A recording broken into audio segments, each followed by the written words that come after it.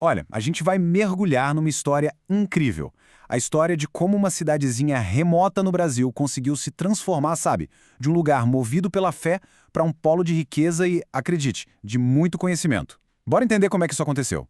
Então, para começar, a gente está falando de Bom Jesus. Fica lá no coração do Piauí, que é um dos estados com mais desafios econômicos do Brasil, né?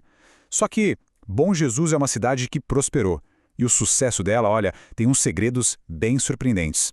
E já vamos logo pro primeiro segredo, que é de cair o queixo, pode acreditar. Ou não, mas Bom Jesus é a cidade com a maior concentração de PhDs, de doutores, por habitante do Brasil inteiro. É isso mesmo. A grande pergunta que fica é: como? Como é que um lugar que parecia tão improvável virou essa potência toda, tanto no campo quanto na educação? É exatamente essa história que a gente vai desvendar agora. Vamos lá então. E olha que curioso. Tudo isso não começou com grandes máquinas, com tratores ou silos. Não, começou com a visão de uma única pessoa. Essa pessoa é a chave de tudo. A história da Bom Jesus que a gente conhece hoje simplesmente não existiria sem ele. O bispo Dom José Vasques Dias. Ele era um espanhol que chegou lá nos anos 60 e sabe aquela história de ver potencial onde todo mundo só via problema? Pois é, era ele.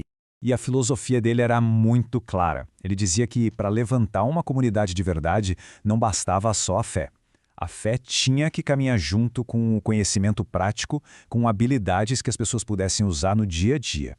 E só para a gente ter uma ideia do cenário, antes do bispo chegar, a vida na região girava em torno da agricultura de subsistência. Aquela coisa bem pequena, sabe?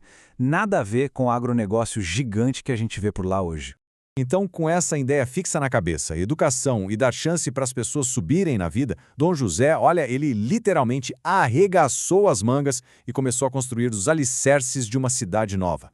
Essa imagem aqui é um exemplo perfeito dessa transformação toda. Dá uma olhada. Na esquerda, a gente vê a catedral sendo construída, tijolo por tijolo, totalmente à mão pela própria comunidade. Demorou 5 anos. E na direita, bom, o marco imponente que ela se tornou. E o mais legal é que a visão dele não parava na igreja, não. Ele pensava no bem-estar das pessoas. Então ele organizou a construção de casas para as famílias de lá, basicamente criando um bairro inteirinho, do zero. E o plano ia se expandindo. Além das escolas, o que ele fez? Criou oficinas profissionalizantes. Essa aqui, por exemplo, era de marcenaria. A ideia era essa: formar mão de obra qualificada ali mesmo, na cidade. Então, se a gente juntar tudo, o que a gente tem? O resultado desse esforço todo foi uma base social completíssima. Pensa só. Tinha escolas, gente com profissão, moradia e até a articulação política para conseguir trazer coisas essenciais como estradas e outros serviços para a cidade. E foi essa base, essa comunidade, que agora tinha estudo, tinha estabilidade, que virou a pista de decolagem perfeita para um capítulo completamente novo na história da região. Aí a gente avança um pouco no tempo, chega nos anos 90 e o que acontece? Uma nova onda de pioneiros começa a chegar. Eram agricultores, principalmente do sul do Brasil, que olharam para aquelas terras imensas do Cerrado e viram uma oportunidade de ouro. Essa migração não foi um caso isolado, tá? Fazia parte de um movimento bem maior para uma região que depois ficou conhecida como Mato Piba. É um nome que junta as iniciais dos estados: Maranhão, Tocantins, Piauí e Bahia. Basicamente, a nova grande fronteira agrícola do Brasil. E é aqui que a mágica acontece. Olha só essa linha do tempo. Ela mostra uma sincronia perfeita. Primeiro, veio o que a gente pode chamar de boom social. Lá nos anos 60, 70 e 80, quando o bispo Dom José construiu toda a base da comunidade. E foi essa base que preparou o terreno para o boom agrícola, que veio logo depois, nos anos 90.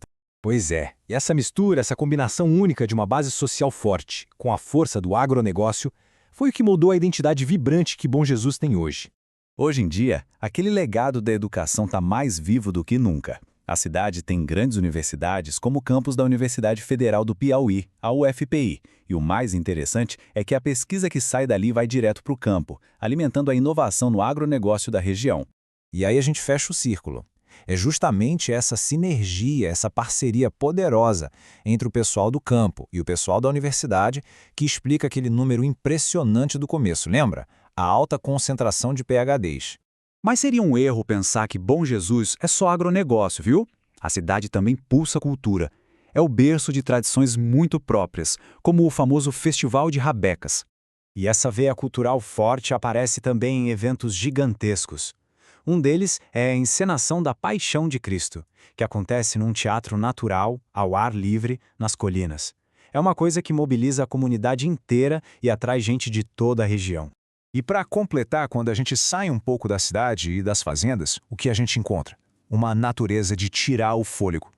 Lugares espetaculares como os Cânions do Viana. Isso já aponta para um outro caminho, um outro futuro em potencial para a cidade, que é o turismo. No final das contas, a história de Bom Jesus deixa a gente com uma reflexão, né? O que de fato forma o alicerce de uma cidade próspera? Será que é a riqueza do solo, a terra fértil? Ou será que é a visão, a semente de uma ideia plantada na mente das pessoas?